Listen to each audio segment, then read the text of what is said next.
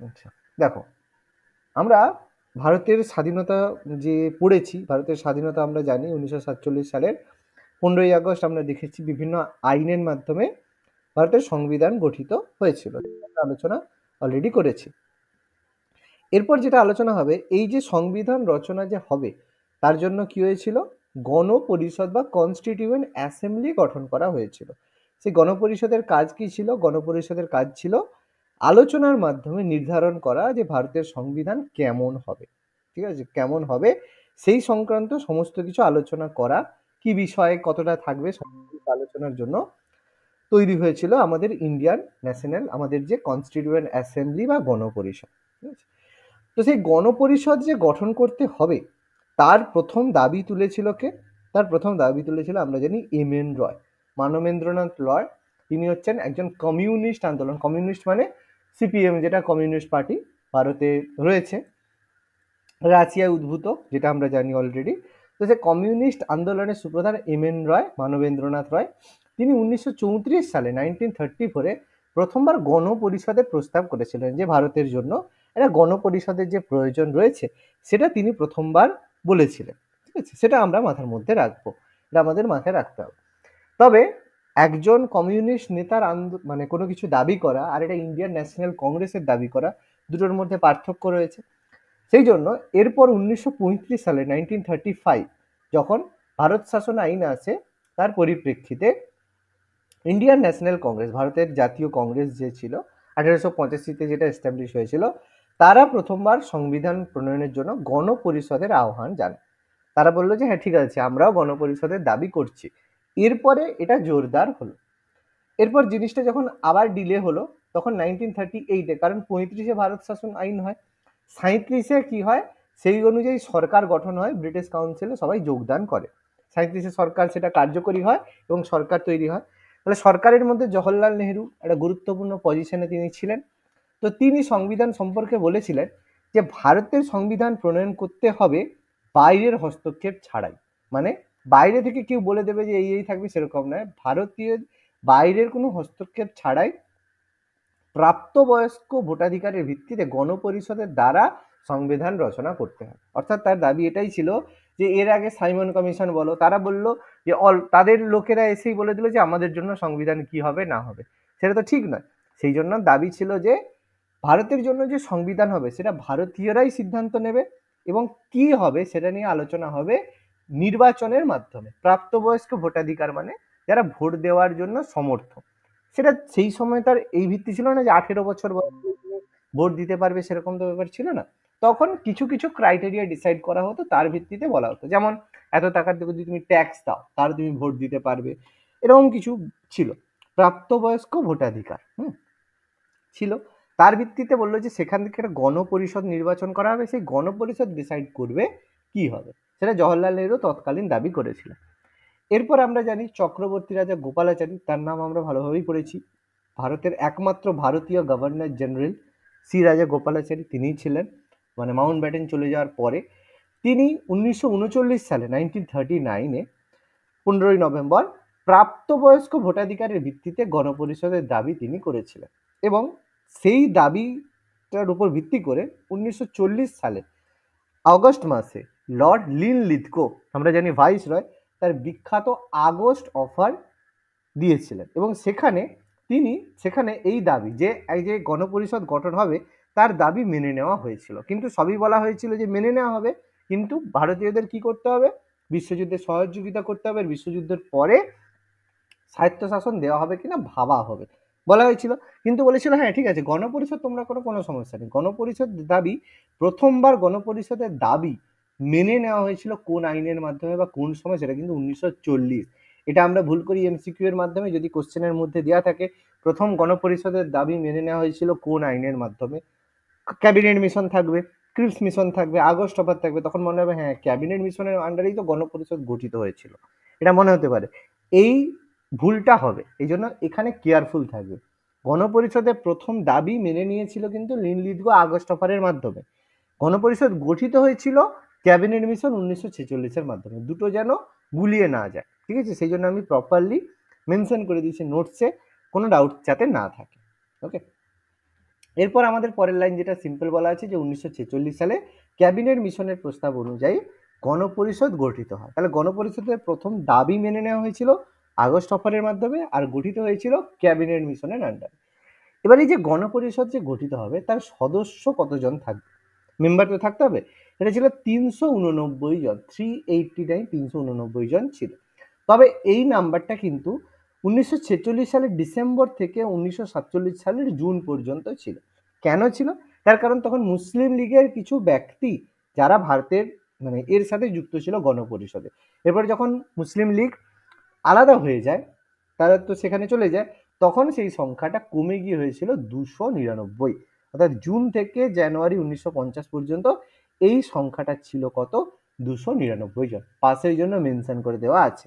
এবার কেন গিয়েছিল, কবে গিয়েছিল, সেগুলো আমি এর মধ্যে মেনশন করে দিচ্ছি, আস্তে আস্তে সব জিনিসগুলো ক্লিয়ার হয়ে যাবে। এবার গণপরিষদের যে সদস্যরা ছিল, বিভিন্ন সদস্য ছিল, সবাই কিন্তু একই রকমভাবে নির্বাচিত হতো না। তার কারণ সমস্ত ভারত যেটা হতো পুরোটাই ব্রিটিশদের আন্ডারে একই রকম ছিল না। কি কি ছিল? কিছু কিছু অঞ্চল ছিল যেগুলো ব্রিটিশ শাসিত প্রদেশ ছিল, মানে যেখানে ব্রিটিশরা সরাসরি শাসন করত। আর কিছু কিছু ছিল দেশীয় রাজ্য, মানে যেখানে দেশীয় রাজারা থাকবে, তারা একটা ট্যাক্সের বিনিময়ে বা করের বিনিময়ে তারা সেই জায়গায় রাজত্ব করবে, যেগুলোকে আমরা প্রিন্সলি স্টেটস বলে থাকি। তাহলে কিছু ব্রিটিশ শাসিত প্রদেশ ছিল, আর কিছু দেশীয় রাজ্য ছিল। তাহলে দু জায়গা থেকে একই রকম ভাবে হবে না। তাহলে যেসব জায়গায় ব্রিটিশ শাসিত প্রদেশ ছিল সেই জায়গা থেকে আংশিকভাবে নির্বাচিত হতো। আংশিকভাবে নির্বাচিত বলতে কি, সেখান থেকে যারা ব্রিটিশরা মানে তাদের যে কর্মচারী রয়েছে বা তাদের যে উচ্চপদস্থ রয়েছে তাদের মধ্য থেকে নির্বাচন করে একজনকে পাঠানো হবে। তারা সেখানে নির্বাচন করবে, নির্বাচন মানে সে ব্রিটিশ শাসিত প্রদেশের মধ্যে যে এই ব্যক্তিকে আমাদের গণপরিষদের জন্য পাঠানো হোক, সেখানে নির্বাচনের মাধ্যমে পাঠানো হবে। কারণ সেখানে হলো ব্রিটিশ শাসিত প্রদেশ, তাহলে সেখানে ব্রিটিশ সরকার যেভাবে চায় সেভাবে শাসন করে, তাই জন্য সেই জায়গা থেকে আংশিকভাবে তারা নির্বাচিত হয়। কিন্তু যেগুলো দেশীয় রাজ্য ছিল, মানে যেগুলো প্রিন্সলি স্টেটস ছিল, দেশীয় রাজ্য ছিল, সেই জায়গায় কি হতো, মনোনীত করা হতো, আংশিকভাবে মনোনীত। মানে সেই জায়গার যে হেড রয়েছে, মানে যে রাজা রয়েছে বা নবাব বলবে, যা বলবে, সেই সময় বিভিন্ন হিন্দু ছিল, কিছু মুসলিম ছিল। হিন্দু হলে সেগুলোকে রাজা হবে, মুসলিম হলে নবাব বলা হবে। তাহলে তারা সেই প্রিন্সলি স্টেটসের, যেমন বলো কাশ্মীর, জুনাগড়, যেসব প্রিন্সলি স্টেট ছিল, সেখানে যে নবাব বা রাজা আছে সে যাকে ডিসাইড করবে, মনোনীত করবে যে আমাদের এখান থেকে এই ব্যক্তি যাবে, তারা মনোনীত করে দেবে। তাহলে দুটো জায়গা থেকে দুরকম পদ্ধতিতে কিন্তু নির্বাচিত হয়ে তারা গণপরিষদে আসতো, সেখান থেকে সদস্যরা গণপরিষদে আসতো। এবার এই 389 জনের মধ্য থেকে 296 জন ছিল ব্রিটিশ শাসিত প্রদেশ থেকে। 389-এর মধ্যে 296 জন ছিল ব্রিটিশ শাসিত প্রদেশ থেকে, আর 93 জন ছিল দেশীয় রাজ্য থেকে। তাহলে টোটাল যোগ করলে আমরা পাচ্ছি 389, 389। এবার এই যে 296 ছিল, তার মধ্যে 292টা ছিল ব্রিটিশ ভারতের যে গভর্নর প্রদেশ রয়েছে। গভর্নরের প্রদেশ বলতে আমাদের যেমন আগে কি ছিল, কলকাতা, বোম্বে আর মাদ্রাজ, তিনটে মাত্র প্রেসিডেন্সি ছিল। জানি তো তিনটে প্রেসিডেন্সির হেড হতো, একজন হেড থাকতো। কিন্তু পরবর্তীকালে ব্রিটিশরা কি করলো, প্রায় পুরো ভারত দখল করলো। এবার পুরো ভারতকে তার এরকম 11টা জোনে ভাগ করে দিয়েছিল, যে এই জায়গাটা এই গভর্নর থাকবে, ওই জায়গায় এই গভর্নর থাকবে। মানে ভাবো আজকের দিনে যেমন ভারতে বিভিন্ন রাজ্য রয়েছে, প্রত্যেক রাজ্যের মুখ্যমন্ত্রী রয়েছে, কিন্তু তাদের জন্য একটা গভর্নর রয়েছে। সেরকম 11টা এরকম গভর্নর শাসিত, ব্রিটিশ শাসিত ভাগ ছিল, গভর্নর প্রদেশ ছিল, মানে সেই প্রদেশের একজন করে গভর্নর হতো, মানে তারা একটু কম র্যাঙ্কের হয়। সেরকম 11টা গভর্নর প্রদেশ থেকে 292টা আসন হতো। মানে গভর্নর প্রদেশের মধ্যে বিভিন্ন ভাগ করা আছে, যেমন ধরো ওয়েস্ট বেঙ্গল থেকে, কি একটা সিট আছে? একটা নয়, অনেকগুলো সিট আছে, 84টা লোকসভায় সিট আছে। তার কারণ কি? কারণ ওয়েস্ট বেঙ্গলকে বিভিন্ন জেলায় ভাগ করা আছে, এরকম গভর্নর প্রদেশের মধ্যে বিভিন্ন জায়গা ভাগ আছে, সেখান থেকে টোটাল 292 জন সদস্যকে নেওয়া হবে। কোনো গভর্নর প্রদেশ থেকে 10টা আসবে, কোনো জায়গা থেকে 30টা আসবে, কোনো সমস্যা নেই। আর 4টে ছিল প্রধান কমিশনারের প্রদেশ, মানে একদম হেড ইলেকশন কমিশনার, যেগুলো সব থেকে গুরুত্বপূর্ণ জায়গা। কলকাতা, মানে আমার বোম্বে, চেন্নাই আর দিল্লি, 4টে জায়গা ছিল কমিশনারের প্রদেশ। মানে সেই জায়গায় একদম বলতে পারো আমাদের 4টে মানে ক্যাপিটালের মতো ভাবতে পারো, মানে সব ইম্পর্টেন্ট জায়গা। সেই জায়গা থেকে ভাগ ছিল 294 প্লাস 4, 294টা ওখান থেকে আর 4টা কমিশনারের প্রদেশ থেকে, মানে যেগুলো হেড জায়গা। এবার এই যে কতগুলো করে আসন হবে, যে 11টা প্রেসিডেন্সির মধ্যে 11টা গভর্নর প্রদেশ থেকে কোনো জায়গা থেকে 15টা, কোনো জায়গা থেকে 30টা, সেটা কিসের ভিত্তিতে হবে? সেটা ভিত্তি হবে তাদের জনসংখ্যার অনুপাতে। কোনো গভর্নর শাসিত প্রদেশের লোক সংখ্যা বেশি, কোনো গভর্নর শাসিত প্রদেশের লোক সংখ্যা কম। যেমন যদি বাংলার ক্ষেত্রে ভাবি, বেঙ্গল যে প্রেসিডেন্সি ছিল সেখানে লোক সংখ্যা অনেক বেশি, তাহলে সেখানে বেশি সিট দেওয়া হবে। আবার যেগুলো রাজস্থানের যে জায়গাগুলো, সেই জায়গায় লোক সংখ্যা কম, নর্থ ইস্টের জায়গাগুলো সেই লোক সংখ্যা কম, তাহলে সেখান থেকে আসন কম হবে। যেটা প্রেজেন্টলি এখন আমাদের ভারতেও হয়, সেম ভাবে তখনও ছিল। যদি জনসংখ্যা বেশি হয় আসন বেশি পাবে, জনসংখ্যা কম হলে আসন কম হবে, তাহলে সেটা ডিসাইড করা হতো জনসংখ্যার অনুপাতে। এবার এই যে আসন হবে প্রত্যেকটি ব্রিটিশ প্রদেশের জন্য, এবার দেখো দেশীয় রাজ্যের ক্ষেত্রে ওটা নয়, কিন্তু যেগুলো ব্রিটিশ শাসিত প্রদেশ রয়েছে, দুরকম ভাগ বললাম, তাদের সেখানে আসনকে কিন্তু সম্প্রদায়ের মধ্যে ভাগ করে দেওয়া হতো। 3টি প্রধান সম্প্রদায়ের মধ্যে ভাগ করে দেওয়া হতো, নির্ধারণ করা হতো সিটগুলো। বলবে এটা স্যার কেন? কারণ এটা আমরা অলরেডি জেনেছি, মরলে মিন্টো রিফর্ম 1909, সেখানে কি বলা হয়েছিল, সম্প্রদায়কে নির্বাচন, মানে প্রত্যেকের সেপারেট ইলেকটোরেট হতো। মানে ব্যাপারটা কি হতো, এই যে এখানে সেই জিনিসটা দেওয়া আছে, এখানে সেই জিনিসটা দেওয়া আছে, কি হতো, প্রতিটি সম্প্রদায়ের প্রতিনিধি প্রাদেশিক আইনসভায় সেই সম্প্রদায়ের সদস্যদের দ্বারা নির্বাচিত হবে। মানে বুঝতে পারছি, যদি কোনো মুসলিম প্রতিনিধি দাঁড়ায় তাকে শুধু মুসলিমরাই ভোট দেবে, যদি কোনো হিন্দু প্রতিনিধি দাঁড়ায় তাকে শুধু হিন্দুরা দেবে, কিন্তু হিন্দুদের জন্য আলাদা করে কিছু হতো না। এটা ভাগ করা হতো মুসলিমদের জন্য, শিখদের জন্য, আর বাকি যারা রয়েছে সাধারণ মানে বুদ্ধিস্ট বলো, জৈনিস্ট বলো, বাকি যারা আছে প্রত্যেকের জন্য 3টে ক্যাটাগরিতে ভাগ হতো। হিন্দু বলে আলাদা কোনো ভাগ হতো না বা ক্যাটাগরি হতো না, সবকে একসাথেই, মানে মুসলিমদের জন্য সেপারেট ইলেকটোরেট হতো, যেটা আমাদের অলরেডি আগে থেকেই দেওয়া ছিল।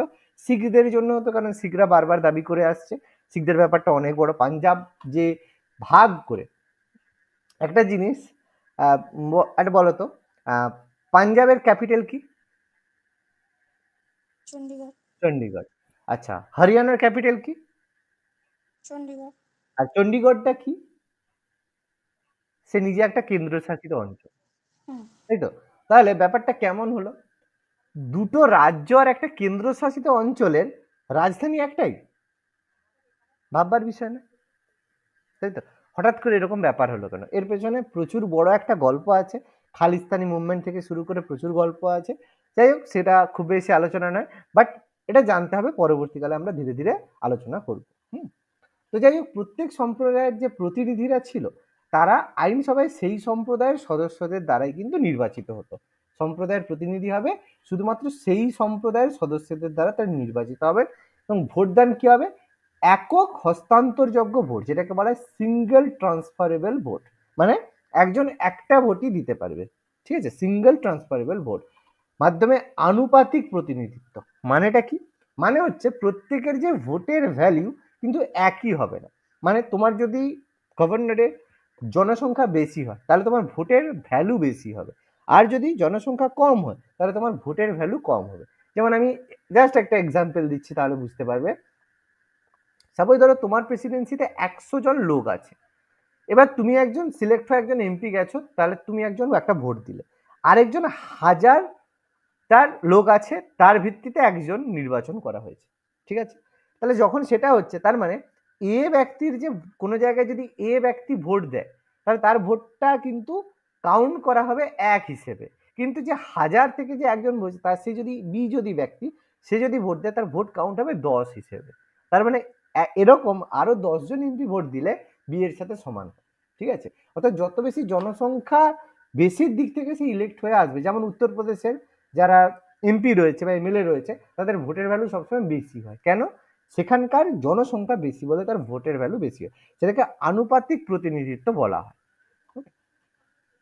এবার দেশীয় রাজ্যগুলি বলাই হয়েছে, দেশীয় রাজ্যগুলোর যে ইলেকশন হতো প্রতিনিধিদের মনোনীত করার দায়িত্ব, প্রতিনিধিদের মনোনীত করার দায়িত্ব ছিল কার হাতে? সেই রাজ্যগুলির প্রধানদের হাতে। এই যে 296টা, এবার বললাম যে ব্রিটিশ শাসিত প্রদেশের যে 296টা আসনের নির্বাচন, 296টা বললাম, 296টা ছিল, সেগুলো কিন্তু টোটালি আগস্ট 1946 সালের অগস্ট মাসেই কিন্তু নির্বাচনটা হয়েছিল।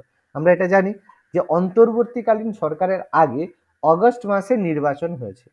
কিসের জন্য? গণপরিষদ যে গঠন হবে এবং গণপরিষদের সাথে সাথে একটা অন্তর্বর্তীকালীন সরকার বা ইন্টারিম গভর্নমেন্ট হবে। সেই ইন্টারিম গভর্নমেন্ট যে হবে তার জন্য নির্বাচন করতে হবে, তো সেই নির্বাচন 1946 সালের অগস্ট মাসেই হয়েছিল।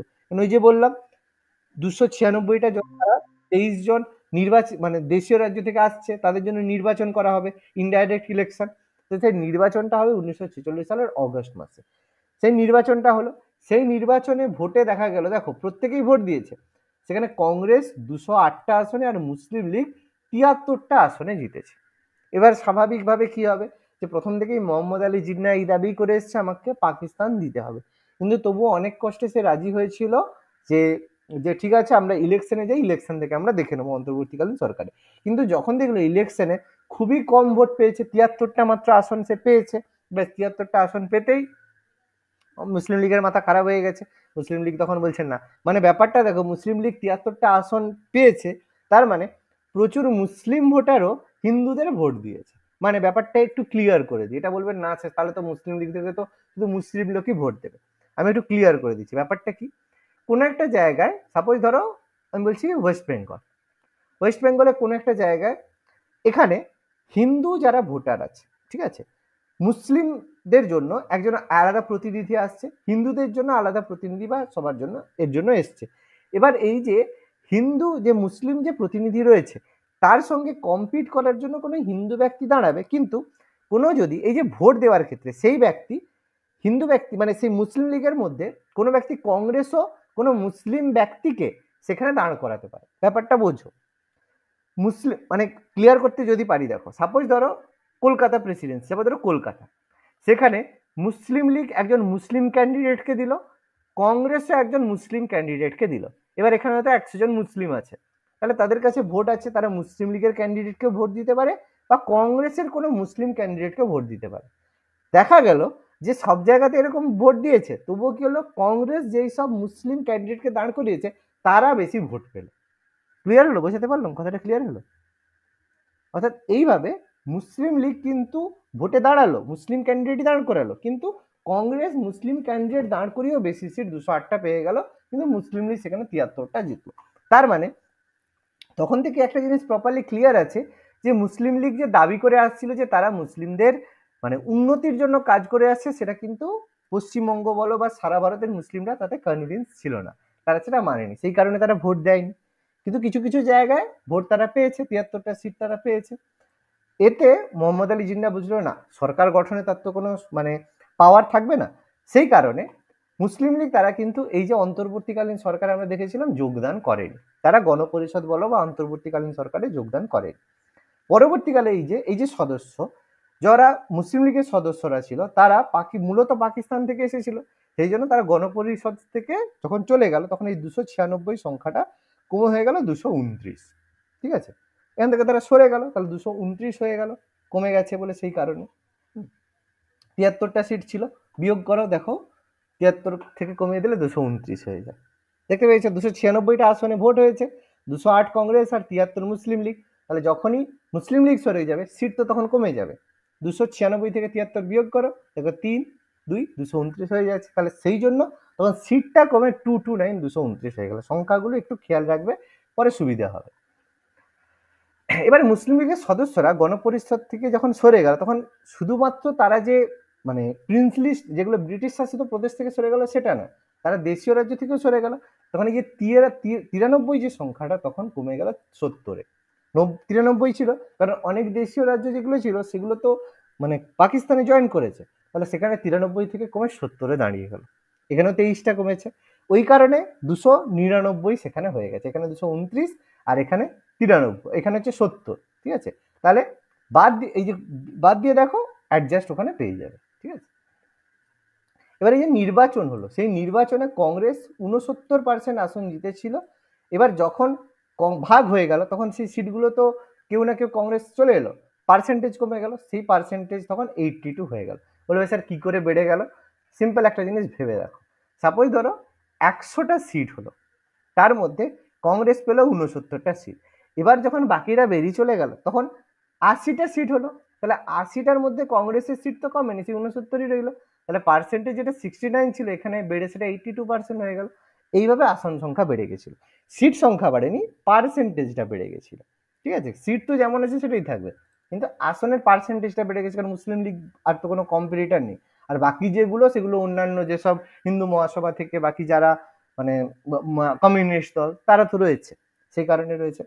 এবার এই নির্বাচনের পরে আমরা প্রত্যেকেই জানি যে মুসলিম লীগ কংগ্রেসকে সহযোগিতা করতে অস্বীকার করে, এবং তারপরে দ্য গ্রেট কলকাতা কিলিং যেটা হয়েছিল, যেটা তো মানে মমতা ব্যানার্জি মানে জানাতে চায় না। ঠিক আছে, তো যাই হোক, সে বেঙ্গল ফাইলস বলে যেটা বের করছে, তো এটা নিয়ে সোহরাওয়ার্দী এগুলো নিয়ে হয়েছিল। তাই হিন্দু মুসলিম দাঙ্গা, ভীষণ কমিউনাল রায়ট হয়েছিল, এবং তার মাধ্যমে এবং হিন্দু মুসলিম দাগ এবং মুসলিম লীগ ভারতে মুসলিমদের জন্য পৃথক গণপরিষদের দাবি জানায়।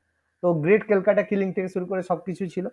তো এইসবের পরে গন্ডগোল করেছিল 1947 সালে 14ই আগস্ট গণপরিষদকে একটা সার্বভৌম সংস্থায় পরিণত করে দেওয়া হয়। কারণ গণপরিষদ এর আগেই গঠন হয়েছে 1946 সালে।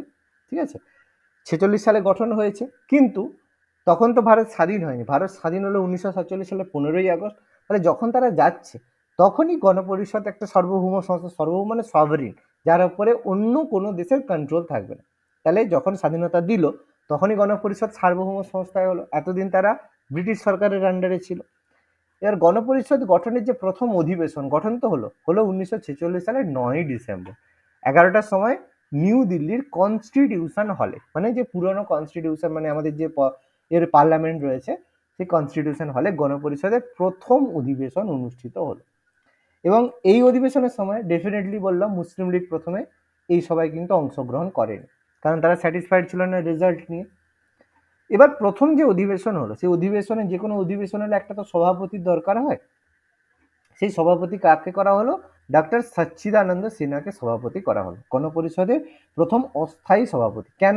কারণ একটা সভার তো সভাপতি দরকার, সভাপতি না হলে, এবার এটা মনে রাখবে ফ্রেঞ্চ প্র্যাকটিস। ঠিক আছে, মানে ফ্রান্সে কি হয়, একটা সভার তো সভাপতি যতক্ষণে ডিসাইড হচ্ছে কে সভাপতি হবে, তখন একজন টেম্পোরারি একজনকে সভাপতি করায় যে আপনি থাকুন, যখন আমরা ডিসাইড করে নেবো কে সভাপতি হবে তখন আপনাকে সরিয়ে দেওয়া হবে। তাহলে সেই হিসাবে ডক্টর সচ্চিদানন্দ সিনহাকে করা হলো। কেন?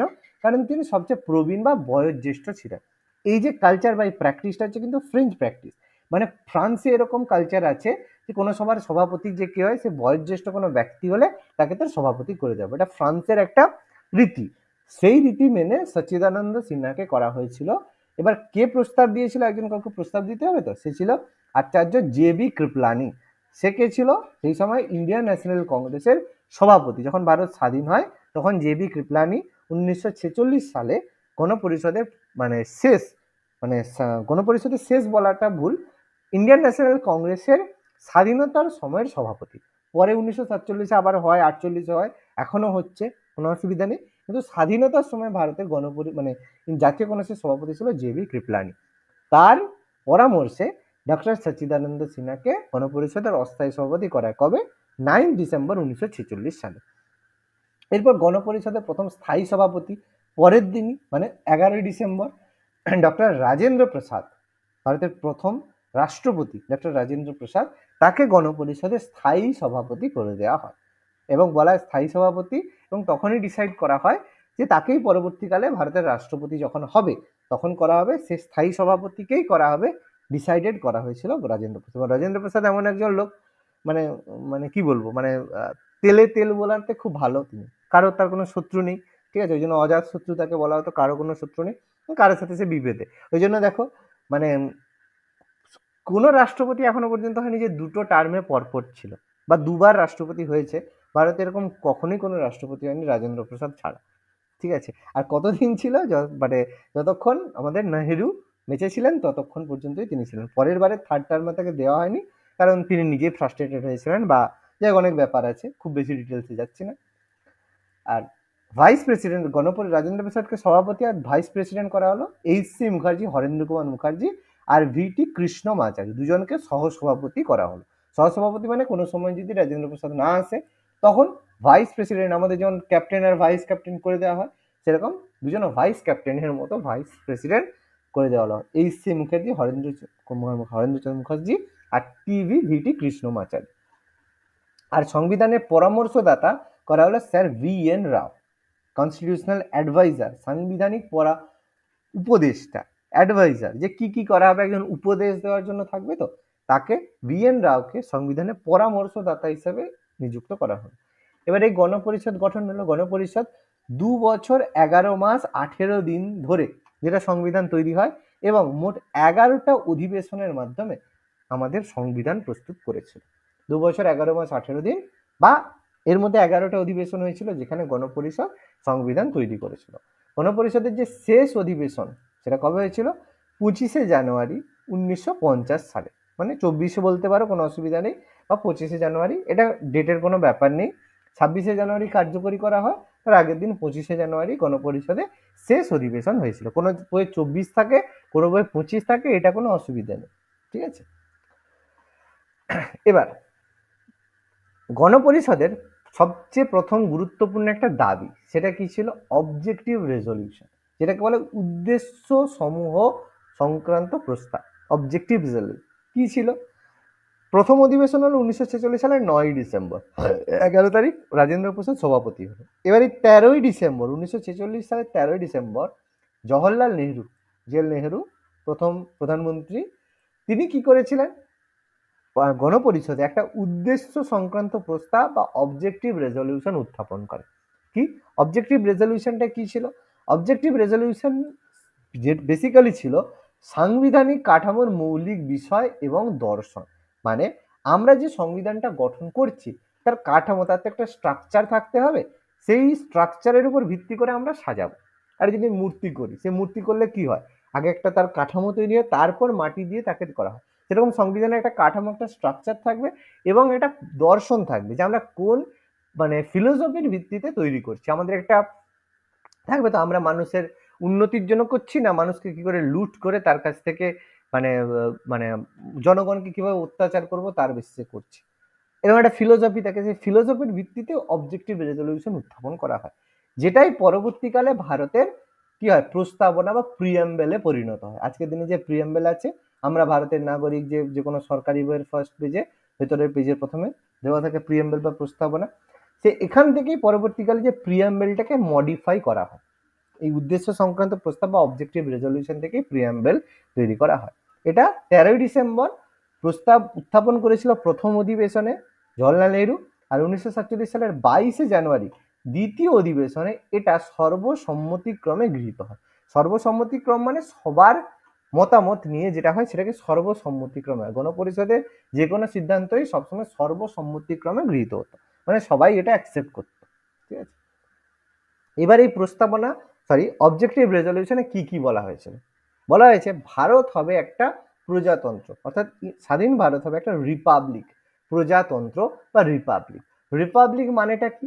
প্রজাতন্ত্র বা রিপাবলিক মানে হচ্ছে যে আমরা ভোটের মাধ্যমে কোনো একজন ব্যক্তিকে নির্বাচন করব। আমরা ভোট দেব, ভোট দিয়ে কোনো একজন ব্যক্তি, সে MLA বলো, MP বলো, PM বলো, যাই বলো, একজন নির্বাচন করব। সেই যে নির্বাচিত ব্যক্তি, সে আমাদের উপরে রুল করবে বা আমাদেরকে শাসন করবে। তাহলে আমাদের যে রুলার হবে বা শাসক হবে, সে কি হবে? সে আমাদের ভোটের দ্বারা হবে। তাহলে এটা বারবার আমরা ভুল করি, গণতন্ত্র আর প্রজাতন্ত্রের মধ্যে পার্থক্য। গণতন্ত্র বা ডেমোক্রেসি জিনিসটা কি?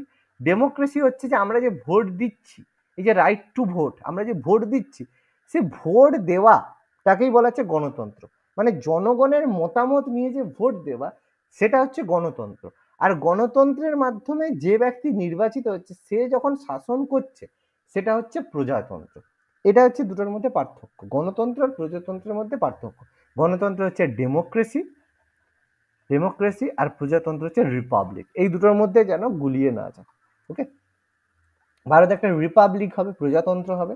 এছাড়া সকল মানুষের জন্য সামাজিক, রাজনৈতিক এবং অর্থনৈতিক গণতন্ত্রের আদর্শ নিশ্চিত করা হবে, যেন প্রত্যেক মানুষ সামাজিক দিক থেকে, রাজনৈতিক দিক থেকে এবং অর্থনৈতিক দিক থেকে গণতন্ত্রের মাধ্যমে থাকে। মানে সামাজিক গণতন্ত্র মানে কি?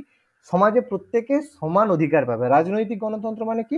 প্রত্যেকে ব্যক্তি রাজনীতিতে অংশগ্রহণ করতে পারবে। অর্থনৈতিক গণতন্ত্র প্রত্যেকের সমান টাকা পয়সা বলো বা অর্থনৈতিক দিক থেকে তারা সমস্ত সুবিধা পাবে। এরকম নয় যে তুমি মুসলিম তুমি কোনো সুবিধা পাবে না, তুমি হিন্দু তুমি কোনো সুবিধা পাবে না, তুমি ছেলে তুমি কোনো সুবিধা পাবে না, এরকম ব্যাপার না।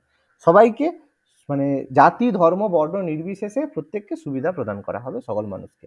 এটাকে অর্থনৈতিক গণতন্ত্র বলা হচ্ছে। এছাড়া প্রজাতন্ত্রের মধ্যে মৌলিক অধিকার প্রদান করা হবে, যেটা ফান্ডামেন্টাল রাইটস বলা হচ্ছে, সেগুলো দেওয়া হবে। এছাড়া যারা সংখ্যালঘু এবং অনগ্রসর শ্রেণী রয়েছে তাদের অধিকার করা হবে। সংখ্যালঘু এবং অনগ্রসর শ্রেণী মানে সোশ্যালি ব্যাকওয়ার্ড যেসব মানে জাতি রয়েছে তাদের অধিকার রক্ষা করা হবে।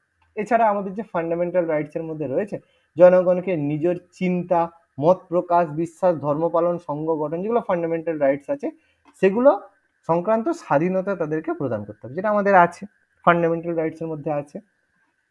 এবার বলা আছে যতক্ষণ না নতুন আইনসভা গঠিত হচ্ছে, মানে মাথায় রাখবে, যতক্ষণ না নতুন আইনসভা গঠন হচ্ছে, মানে বিধানসভা বা লোকসভা যতক্ষণ না গঠিত হচ্ছে, ততদিন পর্যন্ত গণপরিষদ অস্থায়ী আইনসভা হিসেবে কাজ করবে। যখন লোকসভা গঠন হবে তখন গণপরিষদ ডিজলভ হবে। যতদিন না গঠন হচ্ছে ততদিন কিন্তু গণপরিষদ আইনসভা হিসেবে কাজ করবে। ওই জন্য দেখবে স্বাধীন ভারতের যে প্রথম আইনসভা, সেটা কিন্তু গণপরিষদের মানে অন্তর্বর্তীকালীন সরকারের যে আইনসভা ছিল সেটাই ছিল। প্রথম যে আইনসভা গঠিত হলো সেটা কিন্তু 1952 সালে ইলেকশনের পরে, নির্বাচন যে প্রথম নির্বাচন হলো তখন কিন্তু নতুন হয়। তাহলে গণপরিষদ কিন্তু ততদিন পর্যন্ত এক্সিস্ট করতো। এটা হয়তো মনে হবে যে 1950 সালে যখন সংবিধান কার্যকরী হলো গণপরিষদ সঙ্গে সঙ্গে ডিজলভ হলো, না, গণপরিষদ কিন্তু তখনও ছিল। 1950 সালেও কিন্তু গণপরিষদ ছিল, 51 সালেও ছিল।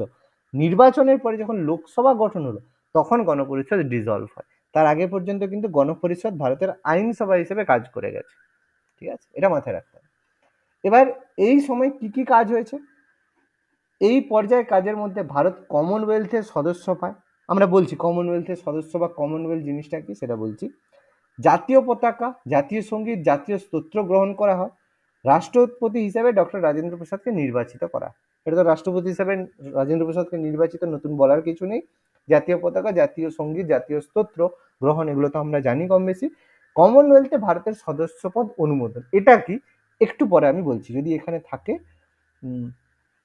দাঁড়াও, একটু নিচের দিকে এটা আছে, যদি থাকে ভালো, না হলে আমি এখানে ডিসাইড করে দিচ্ছি, বলে দিচ্ছি। হ্যাঁ, এইখানে আছে, মে 1949 আছে, বলে দিচ্ছি আমি এখানে এসে আমি বলে দেবো জিনিসটা কি জিনিস। ওখানে আছে, ওখানে আবার মনে পড়ে যাবে।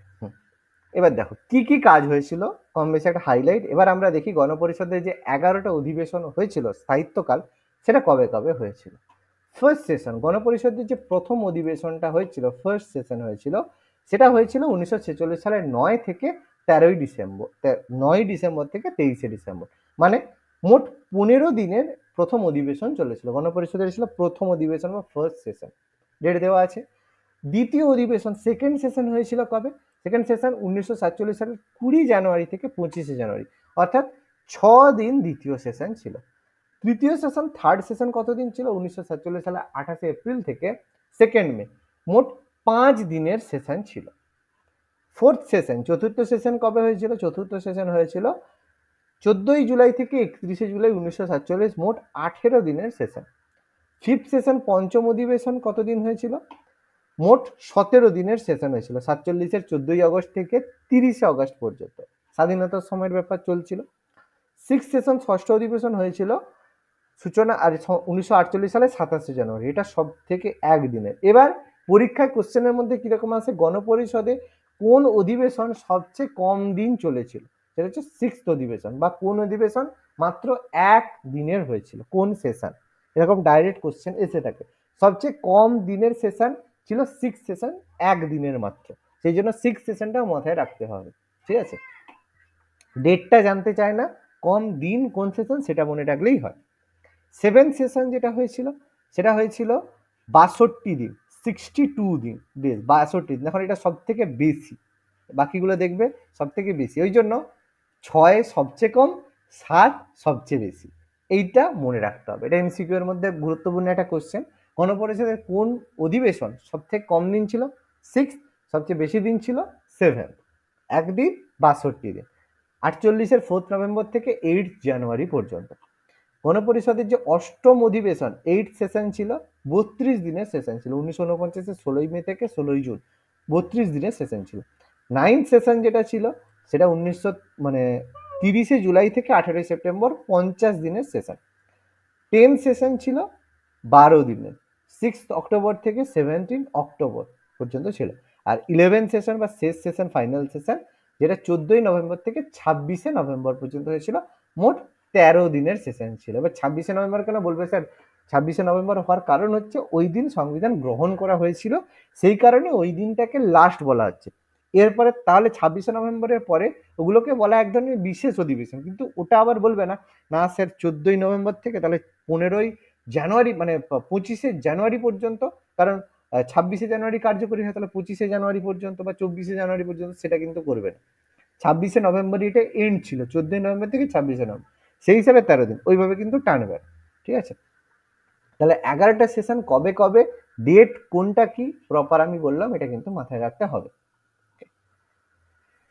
এবার সংবিধান গঠন, প্রথম আমরা দেখলাম যে ডেট হিসাবে বলা আছে, গুরুত্বপূর্ণ ডেট বা টাইমের সেটা বলা আছে। প্রথম কি হলো, 9 ডিসেম্বর গণপরিষদ গঠন হলো, মুসলিম লীগ সভা বয়কট করলো এবং সচ্চিদানন্দ সিনহাকে অস্থায়ী সভাপতি হিসাবে নিযুক্ত করা হলো। ব্যাস, প্রথম খুব ভালো কথা। 11 ডিসেম্বর কি হলো, রাজেন্দ্র প্রসাদকে অধ্যক্ষ হিসাবে এবং হরেন্দ্র কুমার মুখার্জি, এইচ.সি. মুখার্জি বললাম, হরেন্দ্র কুমার মুখার্জি তাকে উপ অধ্যক্ষ হিসেবে নিযুক্ত করা হলো। আর আরেকজন বেনেগাল নরসিংহ রাও, ওই যে বি.এন. রাও যে বললাম, বি.এন. রাওয়ের কথা বললাম, তাকে সাংবিধানিক উপদেষ্টা হিসেবে নিযুক্ত করা হলো। দুজন ছিল, আর কৃষ্ণমাচারীও ছিল, বাট তার নামটা খুব একটা বেশি বলা হয় না। ঠিক আছে, তো সাংবিধানিক পরামর্শ, আইনি উপদেষ্টা, কনস্টিটিউশনাল অ্যাডভাইজার, প্রচুর পরীক্ষায় পড়ে। ঠিক আছে, তাকে কি করা হলো, তাকে আমাদের আইনি পরামর্শদাতা, কনস্টিটিউশনাল অ্যাডভাইজার হিসেবে তাকে অ্যাপয়েন্ট করা হলো। কবে? 11 ডিসেম্বর। 13 ডিসেম্বর আমরা জানি জওহরলাল নেহেরু কি করলো, অবজেক্টিভ রেজলিউশন পেশ করলো, যেখান থেকেই পরবর্তীকালে প্রস্তাবনা গঠিত হয়েছিল, পড়ে নিয়েছি আমরা। 22 জানুয়ারি খুব গুরুত্বপূর্ণ, অবজেক্টিভ রেজলিউশন, যেটা হচ্ছে সর্বসম্মতিক্রমে গৃহীত হলো এবং হরেন্দ্র কুমার মুখার্জি, এই যে হরেন্দ্র উপ অধ্যক্ষ হিসেবে নিযুক্ত হয়, আর এখানে হরেন্দ্র কুমার সহ সভাপতি হিসেবে, এটা বলার দরকার নেই, আগেই হয়ে গেছিল, এটা এখানে আননেসেসারি, এটা আর বলার দরকার নেই, এটা বাদ দিয়ে দেবে। ঠিক আছে, এটা লাগবে না, ওটা আগেই হয়ে গেছে, এটা এই লাইনের নয়, উপরে ছিল। আচ্ছা, 22 জুলাই সব থেকে গুরুত্বপূর্ণ, জাতীয় পতাকা, ন্যাশনাল ফ্ল্যাগ অ্যাকসেপ্ট হয় এবং মৌলিক অধিকার সংক্রান্ত রিপোর্ট আলোচনা হয়, যে কোন কোন মৌলিক বিষয়ে মৌলিক অধিকার থাকবে। অস্পৃশ্যতা বিলোপ, আনটাচেবিলিটি, যেটা সব থেকে গুরুত্বপূর্ণ ব্যাপার ছিল, সেটা বিলোপ হয়। তপশিলি জাতির প্রতি বৈষম্যমূলক আচরণ অপরাধ বলে ঘোষিত। তপশিলি জাতি বলতে এসসিদের কথা বলা হচ্ছে, শিডিউল কাস্ট। তপশিলি উপজাতি এসটিদের বলা হয়। মনে রাখবে, প্রথম থেকে যে রিজার্ভেশনটা ছিল, সেটা কিন্তু এসসি, রিজার্ভেশন করার উদ্দেশ্যই ছিল শিডিউল কাস্ট, এসসিদেরকে সংরক্ষণ করা। তারপরে তার সঙ্গে এসটিদের, শিডিউল ট্রাইবদের করা হয়। আর ওবিসি যে ইনক্লুশন, এটা সম্পূর্ণ ছিল রাজনৈতিক একটা স্টান্ট, মানে ভোট ব্যাংকের রাজনীতি। এটা ছাড়া ওবিসির আর কোনো গুরুত্ব ছিল না, যেটা মন্ডল কমিশনের সুপারিশ ছিল, সেই অনুযায়ী করা হয়েছিল। অ্যাকচুয়ালি কনস্টিটিউশনে যে রিজার্ভেশন, সেটা কিন্তু এসসি, তপশিলি জাতিদের জন্য করা হয়েছিল। ঠিক আছে, এটা মাথায় রাখবে। 15 আগস্ট ভারতের স্বাধীনতা অর্জন করা হয়, ভারত বিভক্ত হয়ে ভারত আর পাকিস্তান হিসেবে আত্মপ্রকাশ করে, একদম নো প্রবলেম। 29 August B R. আম্বেদকরকে ডক্টর আমাদের খসড়া কমিটি বা ড্রাফটিং কমিটি চেয়ারম্যান হিসেবে অ্যাপয়েন্ট করা। সবচেয়ে গুরুত্বপূর্ণ কমিটি ছিল ড্রাফটিং কমিটি, আর কি কি কমিটি সব আমি আলোচনা করব, এখানে আছে। এছাড়া আরো অন্য 6 জন সদস্য ছিল, টোটাল 7 জন সদস্য ছিল, তার মধ্যে আম্বেদকর আর 6 জন। 7 জন কে কে ছিল? কে এম মুন্সি, নাম হচ্ছে কানহাইলাল মানেকলাল মুন্সি, কে এম মুন্সি। এছাড়া ছিল মোহাম্মদ সাইদুল্লাহ আর আল্লাদি কৃষ্ণস্বামী আইয়ার, তারপর গোপালাস্বামী আয়েঙ্গার, ন্যায়পাঠী মাধব রাও। এবার এই মাধব রাও জি হয়েছে প্রথম থেকে কিন্তু ছিল না, তার জায়গায় আগে ছিল বি.এল. মিত্র। তাই বি.এল. মিত্র কি করে, পদত্যাগ করে। ঠিক আছে, অসুস্থ ছিলেন, সেই জন্য তিনি পদত্যাগ করেন, তার জায়গায় মাধব রাও নিযুক্ত হয়। আর টি.ভি. কৃষ্ণমাচারী, তিনি আসেন কার জায়গায়, যখন ডি.পি. খৈতান 1948 সালে মারা যান, তখন তার জায়গায় তিরুভেল্লার থাট্টাই কৃষ্ণমাচারী তিনি নিযুক্ত হন। তাহলে 2 জন ব্যক্তি পরবর্তীকালে আছে। এখান থেকে কোশ্চেন আছে যে গণপরিষদের কোন সদস্যের মৃত্যু হয়েছিল, তাহলে অপশনের মধ্যে ডি.পি. খৈতান মৃত্যু হয়, বা কোন সদস্য পদত্যাগ করেছিলেন, বি.এল. মিত্র পদত্যাগ করেছিলেন, বা এরকম বলবে যে মাধব রাও কার স্থানে, মানে আমাদের খসড়া কমিটিতে নিযুক্ত হন। অপশনের মধ্যে বিগল মিত্র থাকবে, ডিপি খৈতান থাকবে। একটু খেয়াল রাখবে কে মারা গেছিল আর কে পদত্যাগ করেছিল, কার জায়গায় কে এসেছিল, একটু খেয়াল রেখে কোশ্চেনে অ্যান্সার করতে হবে। আচ্ছা, এবার এই যে টি কৃষ্ণমাচারী, এই যে ভাইস প্রেসিডেন্ট যে ছিল তিরুভেঙ্কটচারী কৃষ্ণমাচারী, দ্বিতীয় উপাধ্যক্ষ হিসেবে নির্বাচিত। প্রথমে হরেন্দ্র কুমার মুখার্জি ছিল, কৃষ্ণমাচারীকে দ্বিতীয় উপাধ্যক্ষ হিসেবে অ্যাপয়েন্ট করা হয়। এবার একটা গুরুত্বপূর্ণ ব্যাপার, সেটা হচ্ছে গণপরিষদ ব্রিটিশ কমনওয়েলথে ভারতের সদস্যপদ অনুমোদন করে 1949 সালে। এবার ব্যাপারটা হচ্ছে কমনওয়েলথ জিনিসটা কি। তোমরা অনেক সময় দেখবে কমনওয়েলথ গেমস হয়, খেলায় দেখবে কমনওয়েলথ গেমস হয়, যেমন অলিম্পিক হয় সেরকম কমনওয়েলথ গেমস হয়, যেখানে আমাদের মানে কংগ্রেস সরকার এত ঘোটালা করেছে সেজন্য কমনওয়েলথ কেলেঙ্কারি হয়ে গেছে, ঠিক আছে। এবার ব্যাপারটা হচ্ছে কমনওয়েলথ ব্যাপারটা কি। দেখো, কমনওয়েলথ মানে হচ্ছে, আমরা জানি ইংল্যান্ড, যারা ব্রিটেন, ইংল্যান্ড ব্রিটেনের মধ্যে পার্থক্য আমি আলোচনা করেছিলাম, আবার একবার পরে করে দেবো। যে ব্রিটেন ছিল, সে ব্রিটেন ভারতের ওপরে রুল করেছে, ভারতকে উপনিবেশ করেছে। শুধু কি ভারত করেছে, এছাড়া আরো বহু দেশকে ব্রিটেন তার উপনিবেশ বানিয়েছে, ঠিক আছে, বানিয়েছিল। পরবর্তীকালে কি হয়, ব্রিটেন এইসব দেশকে মুক্ত করে দেয়, ছেড়ে দেয়। কিন্তু ব্রিটেন এইসব দেশকে মুক্ত করলেও সেখানকার যারা লোক ছিল, মানে জনগণ ছিল, তারা এতদিন ধরে ব্রিটেনের মানে উপনিবেশ থাকার কারণে সেখানে প্রচুর ব্রিটিশ লোক রয়েছে। প্লাস ব্রিটেনের প্রত্যেকটা পলিসি তাদের মধ্যে, এই যখন আমাদের কি হয়, আমরা হতে পারি আমরা নিজেদেরকে ভারতীয় বলছি, কিন্তু আমরা কি আসলে ভারতীয়? ভারতীয় নয়, কারণ আমরা হচ্ছে সেই যাকে বলা হচ্ছে হিজড়া হয়ে গেছি। মানে কি, দেখতে বাঙালি, বাংলা কথা বলছি, কিন্তু কালচার আমরা ইংলিশ কালচার আমাদের চাই। হিজড়া ছাড়া আর কিছু বলা যাবে না। ইন্ডিয়ার থেকে ইন্ডিয়ান কালচার আমরা রাখতে পারছি না, সব রকম। তার কারণ ব্রিটেন এতদিন থাকার কারণে কালচারের মধ্যে আমাদের মিক্সড হয়ে গেছে। ফলে কি হয়েছে, তারা চলে গেলেও আমরা কিন্তু তাদেরকে ছাড়তে পারছি না, কারণ তাদের কালচারের সঙ্গে আমরা এতটাই যুক্ত হয়ে গেছি। সেই কারণে কি হয়েছে, সেই কারণে ব্রিটেন থেকে ব্রিটেনরা একটা কমনওয়েলথ গঠন করেছে। কমনওয়েলথ মানে সেখানে যেসব দেশ চাইবে তারা চাইলে সেখানে যোগদান করতে পারে। এবার যোগদান করলে কি সুবিধা, সেই দেশগুলো একসাথে থাকবে এবং থেকে তারা ডিসাইড করবে যে তারা তাদের ডেভেলপমেন্টের জন্য কি কি করতে পারে, সেইটাকে বলা হচ্ছে কমনওয়েলথ, ঠিক আছে। মানে কমনওয়েলথ মানে কি, সেই যেসব দেশ কমনওয়েলথে যোগদান করবে তাদের টার্গেট একই থাকবে। আমরা আমাদের দেশের জনগণের কোন জিনিসের উপর ফোকাস করব, তাদের যাতে মানসিক স্বাস্থ্যের উন্নতি হয় তার। বিভিন্ন দেশ বিভিন্ন রকম ফোকাস করে। চায়না যেমন দেখে যে আমরা সবচেয়ে সুপার পাওয়ার হব, জনগণের যত কষ্টই থাকুক আমরা ইকোনমিক্যাল দিক থেকে টাকা সবচেয়ে বেশি ইনকাম আমরা করব, সবচেয়ে বেশি ল্যান্ড অকুপাই করব। বিভিন্ন দেশে বিভিন্ন রকম টার্গেট। আমেরিকা চায় সমস্ত দেশকে সবসময় আমার আন্ডারে থাকবো। ভারত কি না, বাবু আমরা যাতে ভারতের লোক খুশি থাকে সেরকম। প্রত্যেক দেশের আলাদা আলাদা মানে চিন্তা ভাবনা। সেরকম কমনওয়েলথ মানে কি, যেসব দেশ কমনওয়েলথে যোগদান করবে তাদের টার্গেট বা তাদের উদ্দেশ্য একই থাকবে। সেরকম ব্রিটেনের যারা মেনলি উপনিবেশ ছিল তারাই কমনওয়েলথে যোগদান করেছিল, এবং অনেকে আছে ব্রিটেন ছাড়াও, মানে যারা ব্রিটেনের উপনিবেশ ছিল না তারাও কমনওয়েলথে যোগদান করেছে, যেমন চায়না। চীন কিন্তু কমনওয়েলথের মেম্বার, ঠিক আছে, কিন্তু কমনওয়েলথের মেম্বার হলো চীন, কিন্তু কখনো ব্রিটেনের উপনিবেশ ছিল না, ঠিক আছে। এরকম কিছু কিছু আছে। এবার 26শে নভেম্বর আমরা জানি ভারতের যে সংবিধান গণপরিষদে গৃহীত হয় সেটাকে কনস্টিটিউশন ডে বলা হয়। আর 24শে জানুয়ারি বলা হয় গণপরিষদের শেষ বৈঠক, কারণ এই সময় সংবিধান সকলে তারা স্বাক্ষরিত, সবাই সংবিধানে মানে স্বাক্ষর করেছিল।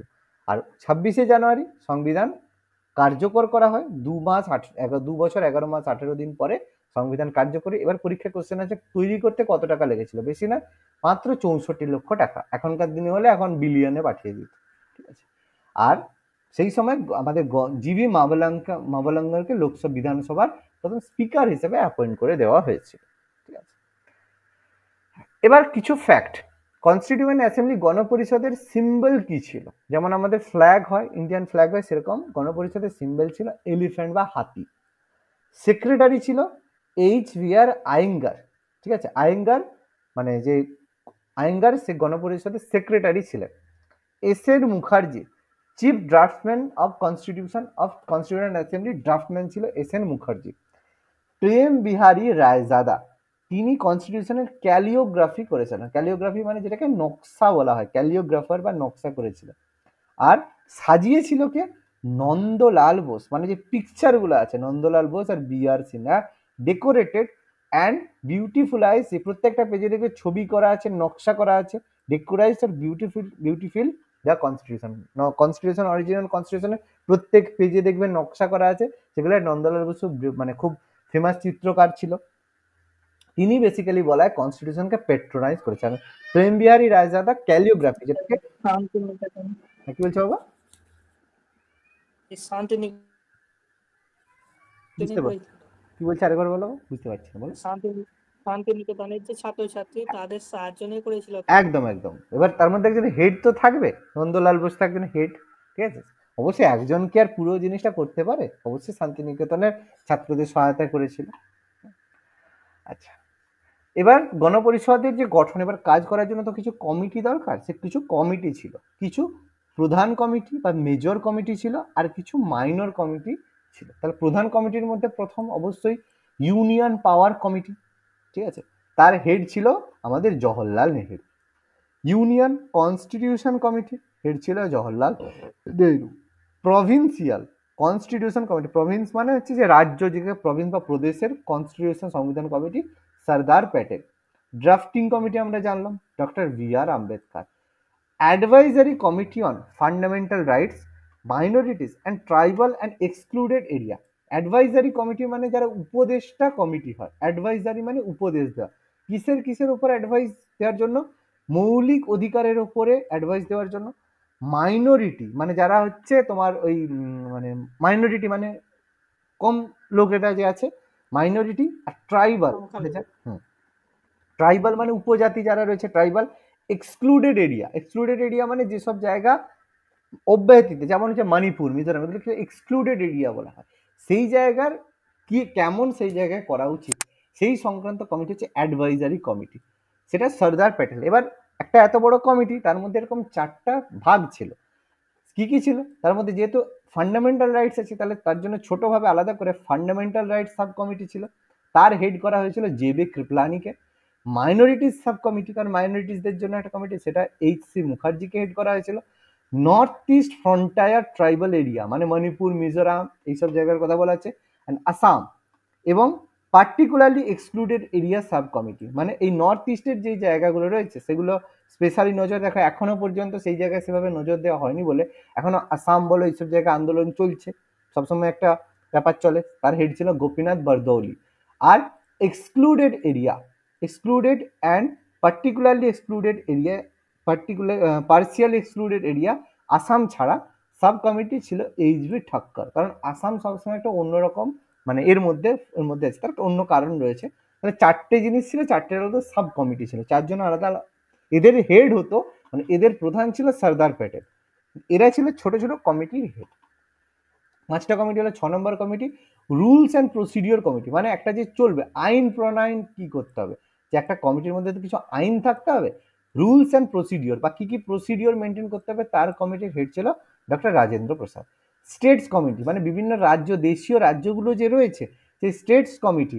আর committee for negotiation with state, আমরা জানি রাজ্য পুনর্গঠন যখন পড়বো এরপরে সেখানে দেখবো প্রত্যেক রাজ্যগুলোর সাথে কিভাবে নেগোসিয়েশন করতেছিল, তার হেড ছিল জওহরলাল নেহরু। এবার বলবে স্যার এটা তো বল্লভভাই প্যাটেল, না, হেড ছিল জওহরলাল নেহরু। প্যাটেল সব জায়গায় প্যাটেল কেন গিয়েছিল? কারণ প্যাটেল হোম মিনিস্টার বা সেই সময়ে মানে স্বরাষ্ট্রমন্ত্রী হিসেবে ছিলেন বলে তিনি সব জায়গায় গিয়েছিলেন। কিন্তু এই স্টেটস কমিটির হেড ছিল জওহরলাল নেহরু, মানে যে সাইন যে হতো জওহরলাল নেহরুর বেসিসেই হতো। প্যাটেল গিয়ে সেই জায়গায় অন দ্য বিহাফ অফ যেত, মানে তার অধিকারে যেত। এটা বারবার বলে স্টেটস কমিটির হেড, অনেকে বলবে বল্লভভাই প্যাটেল, কিন্তু না, বল্লভভাই প্যাটেল না, অনেকে কনসেপ্ট থেকে ভুল করে, সেটা যেন না হয়। স্টিয়ারিং কমিটি মানে বলা যায় হেড বলা যায় ডক্টর রাজেন্দ্র প্রসাদ। তাহলে এই 8টা কমিটি কনস্টিটিউয়েন্ট অ্যাসেম্বলির প্রধান কমিটি ছিল, এই 8টা কমিটি। স্টিয়ারিং কমিটি মানে কোনটা বাবা, কি বলছো বলো? স্যার বলছি স্টিয়ারিং কমিটি মানে স্টিয়ারিং স্টিয়ারিং কমিটি মানে কি? স্টিয়ারিং মানে গাড়ির যে স্টিয়ারিং হয় মানে যে চালনা কমিটি, এটা বলতে পারো। কি বলছি বুঝতে পারছি? মানে একটা পুরো কমিটিকে চালনা করতে হবে, তো সে চালনার জন্য হেড মানে তার যে হেড হবে সেইটাকে স্টিয়ারিং কমিটি। স্টিয়ারিং এবার বুঝতে পারছো তো, গাড়ির যে স্টিয়ারিং সেই স্টিয়ারিং। এর আলাদা করে বাংলা হ্যাঁ বলে। বোঝাচ্ছি। হ্যাঁ, মানে যেমন ফান্ডামেন্টাল রাইটস এর বাংলায় মৌলিক অধিকার, এই স্টিয়ারিং এর তার বাংলা কি করবে বলো? যে বাংলা স্টিয়ারিং এর বাংলা স্টিয়ারিংই হবে। আচ্ছা, এবার কিছু মাইনর কমিটি ছিল, 13টা এরকম মাইনর কমিটি ছিল। মাইনর কমিটির মধ্যে ফাইন্যান্স অ্যান্ড স্টাফ কমিটি, টাকা সংক্রান্ত কমিটি। ক্রিডেন্সিয়াল কমিটি, এর প্রত্যেকের head. House committee, order and business committee, ad hoc committee on national flag, প্রত্যেকের হেড পাশে পাশে দেওয়া আছে, রাজেন্দ্র প্রসাদ, কে এম মুন্সি।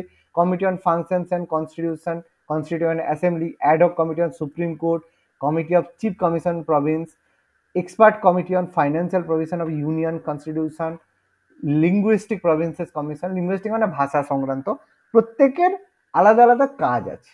সেই হিসাবে এরকম 13টা special committee to examine the draft constitution, press gallery committee, ad hoc committee on citizenship, প্রত্যেকটা বিষয়ের উপরে আলাদা আলাদা কমিটি।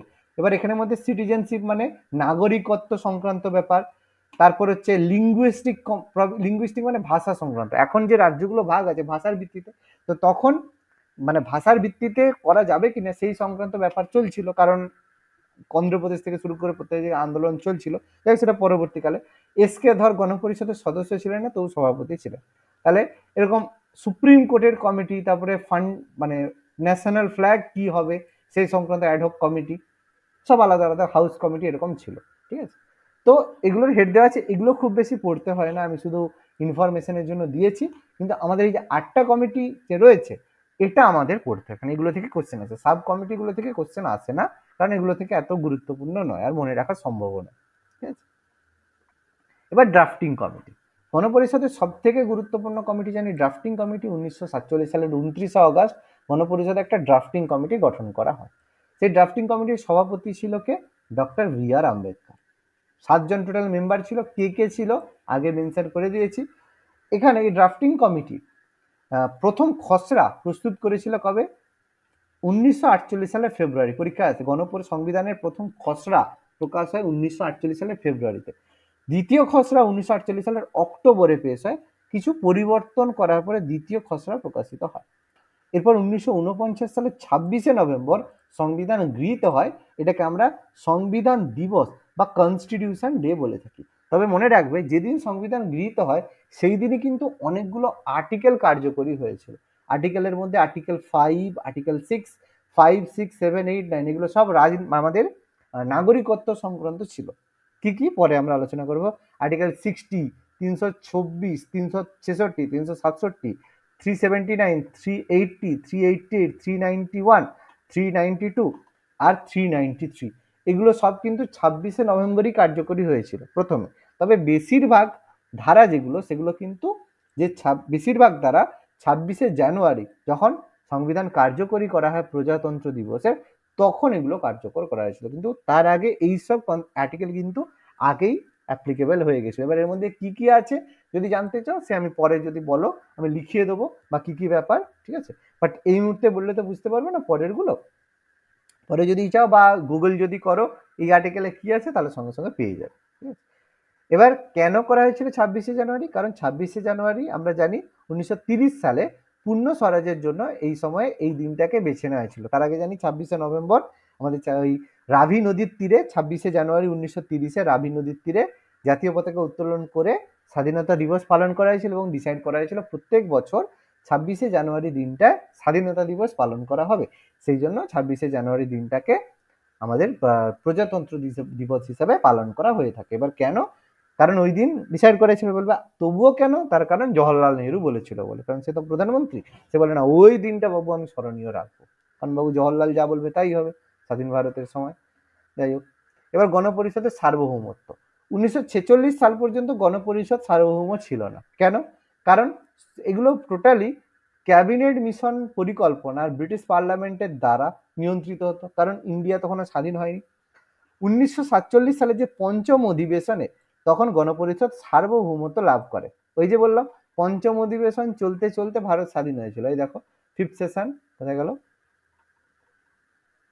এই দেখো ফিফথ সেশন যখন চলে, এই যে 1947 সালের 14ই আগস্ট থেকে 30শে আগস্ট, এইটা স্বাধীনতা, এর মধ্যে 15ই আগস্ট স্বাধীন হয়েছে। তাহলে ফিফথ সেশন চলতে চলতে ভারত কিন্তু স্বাধীনতা লাভ করে, সেই কথাটাই এখানে বলেছে